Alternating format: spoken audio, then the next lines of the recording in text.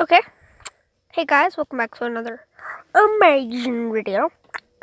We're reacting to The Odd Ones Out, my horrible spelling. Or misspelled it because jokes.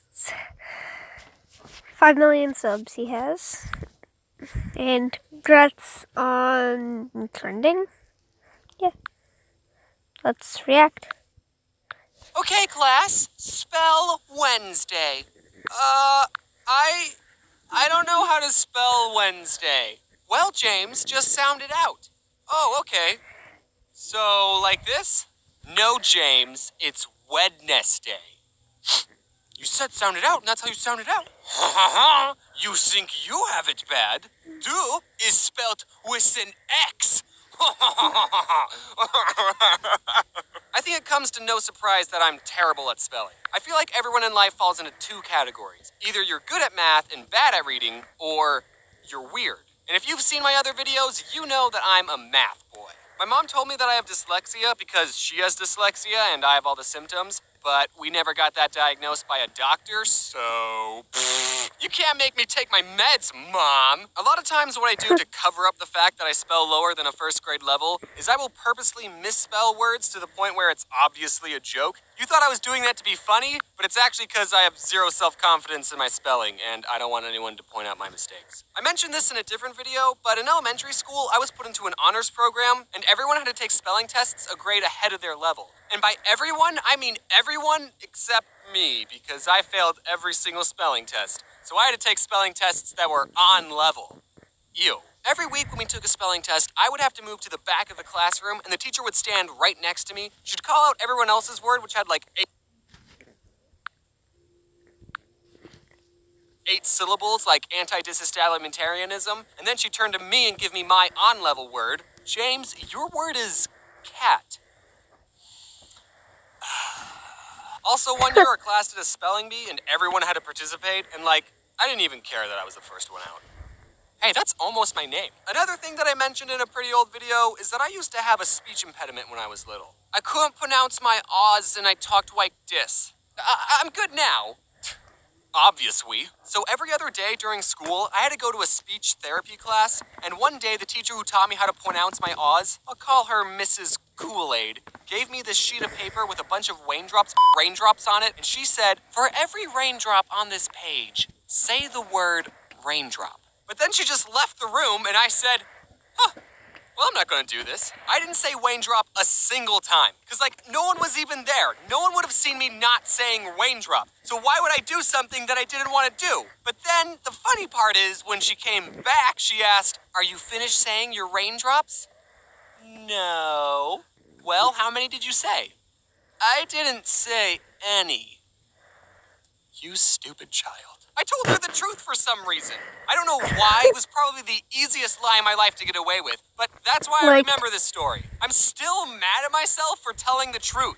And I had to say raindrop a bunch of times in front of her, and she would only go to the next raindrop until I said it right, and it was terrible.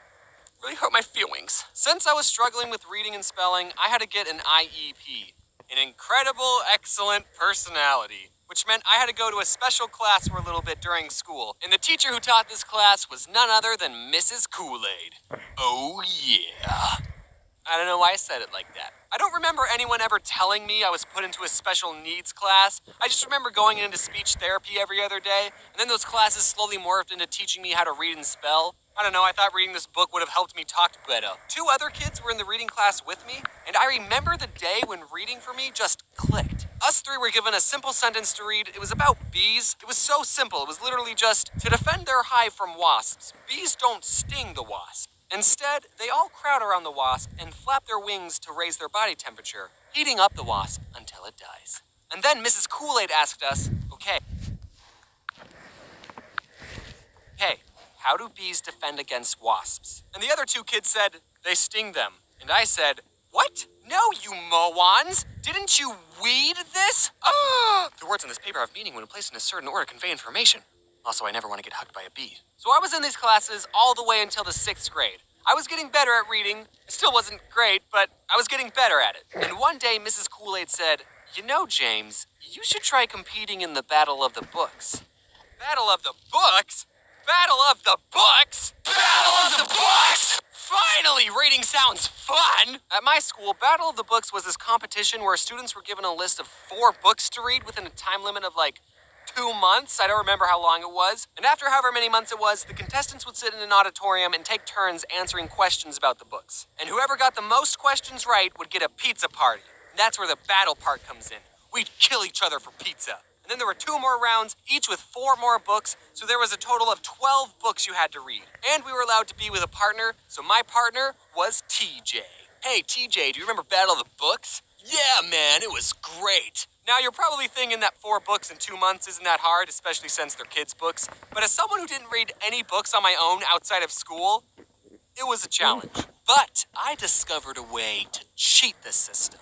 I discovered something called audiobooks. Instead of having to sit still and read the book, I could just have someone read the book to me. And I would get through the book so much faster. I'd be able to read a book in about 8 hours as opposed to reading a book never, because I would never be able to finish a book on my own. And I was actually able to understand what was going on. I legitimately thought that listening to audiobooks was cheating because of how well it worked. So I never told anyone my secret until just now.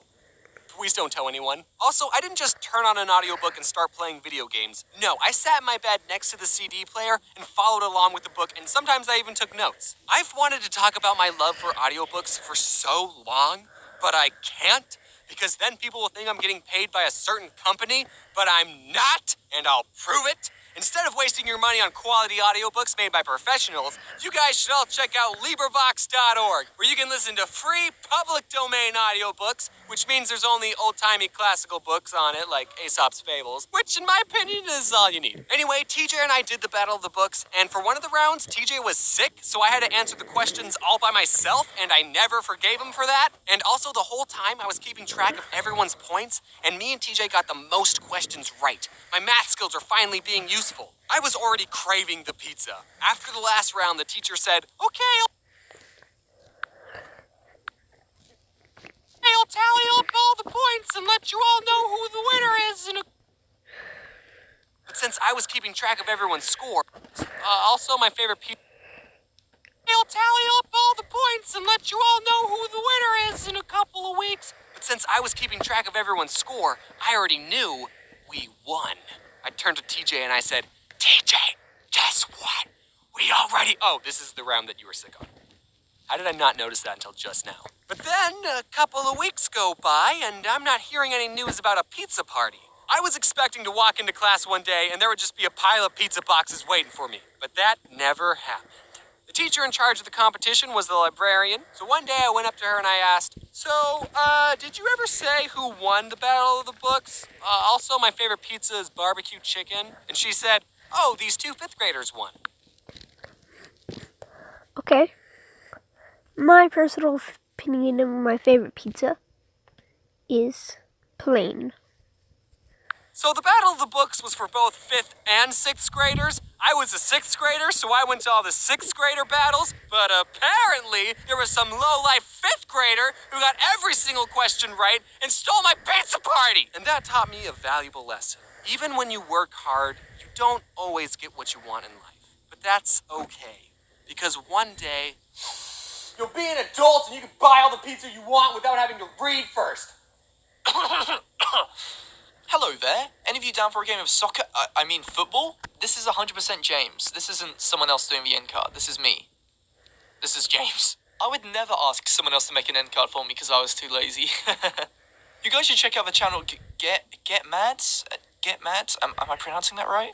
He helps me edit my videos for my second channel. That's right, I have a second channel with a total of 6 videos. Count them 6. 6 videos. And also, as per usual, I need to thank my colorers who made this video look absolutely amazing. Thanks, guys. I appreciate it. Everyone go watch these guys' videos for a solid 4,000 hours, including Mads. And as always, what does James say for his outros again? Strap up if you're going on a bumpy ride. Wait, no, that's not it at all. Buckle up. Wait, no, that's way too American. Oh yeah, wear your seatbelt. Okay, that's the end of the reaction video. I'll see you in the next video. And it's trending.